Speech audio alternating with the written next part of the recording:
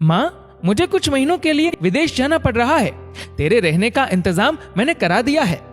तकरीबन 32 साल के अविवाहित डॉक्टर सुदीप ने देर रात घर में घुसते ही कहा, बेटा, तेरा विदेश जाना जरूरी है क्या? माँ की आवाज में चिंता और घबराहट झलक रही थी। माँ, मुझे इंग्लैंड जाकर कुछ रिसर्च करनी है। वैसे भी कुछ ही महीनों की तो बात है, सुदीप ने कहा। जैसी तेरी इच्छा, मरी सी आवाज में माँ बोली और छोड़ आया सुदीप अपनी माँ प्रभा देवी को पड़ोस वाले शहर में स्थित एक वृद्धाश्रम में। वृद्धाश्रम में आने पर शुरू में हर बुजुर्ग के चेहरे पर जिंदगी के प्रति हताशा और निराशा साफ झलकती थी, पर प्रभा देवी के चेहरे पर वृद्धाश्रम में आने के बावजूद कोई शिकन तक न थी। एक दिन आश्रम में बैठे कुछ बुजुर्ग आपस में बात कर रहे थे। उनमें 2-3 महिलाएं भी थी। उनमें से एक ने कहा, डॉक्टर का कोई सगा संबंधी नहीं था क्या जो अपनी माँ को यहाँ छोड़ गया?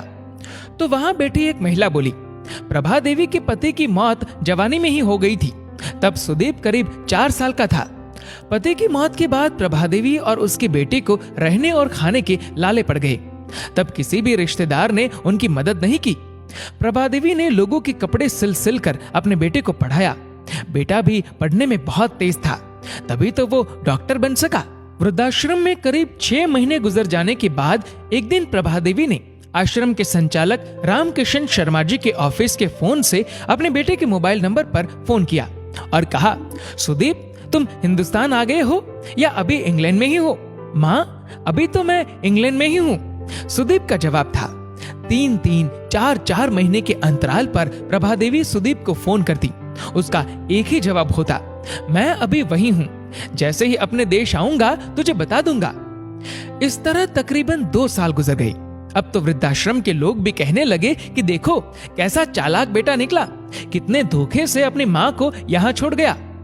आश्रम के ही किसी बुजुर्ग ने कहा, मुझे तो लगता नहीं कि डॉक्टर विदेश प्रदेश गया होगा, वो तो बुढ़िया से छुटकारा पाना चाह रहा था। तभी किसी और बुजुर्ग ने कहा, मगर वो तो शादीशुदा भी नहीं था। अरे होगी उसकी कोई गर्लफ्रेंड जिसने कहा होगा पहले माँ के रहने का अलग इंतजाम करो, तभी मैं तुमसे शादी करूंगी।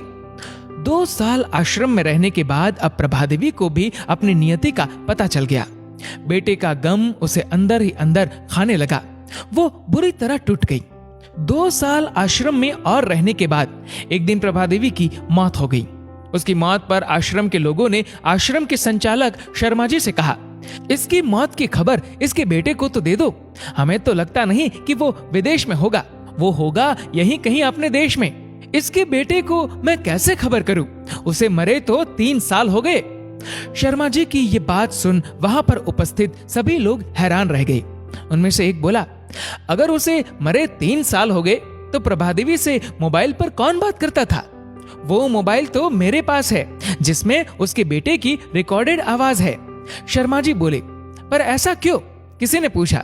तब शर्मा जी बोले कि करीब 4 साल पहले जब सुदीप अपनी माँ को यहाँ छोड़ने आया तो उसने मुझसे कहा, शर्मा जी, मुझे ब्लड कैंसर हो गया है और डॉक्टर होने के नाते मैं ये अच्छी तरह जानता हूँ कि इसकी आखिरी स्टेज में मुझे बहुत तकलीफ होगी। मेरे मुंह से और मसूड़ों आदि से खून भी आएगा। मेरी ये तकलीफ माँ से देखी न जा सकेगी। वो तो जीते जी ही मर जाएगी। मुझे तो मरना ही है, पर मैं नहीं चाहता कि मेरे कारण मेरे से पहले मेरी माँ मरे। मेरे मरने के बाद 2 कमरे का हमारा छोटा सा फ्लैट और जो भी घर का सामान आदि है वो मैं आश्रम को दान कर दूंगा। ये दास्तां सुन वहां पर उपस्थित लोगों की आंखें जलजला आई। प्रभा देवी का अंतिम संस्कार आश्रम के ही एक हिस्से में कर दिया गया। उनके अंतिम संस्कार में शर्मा जी ने आश्रम में रहने वाले बुजुर्गों के परिवार वालों को भी बुलाया। माँ बेटे की अनमोल और अटूट प्यार की दास्तान का ही असर था कि कुछ बेटे अपने वृद्ध माता पिता को वापस घर ले गए।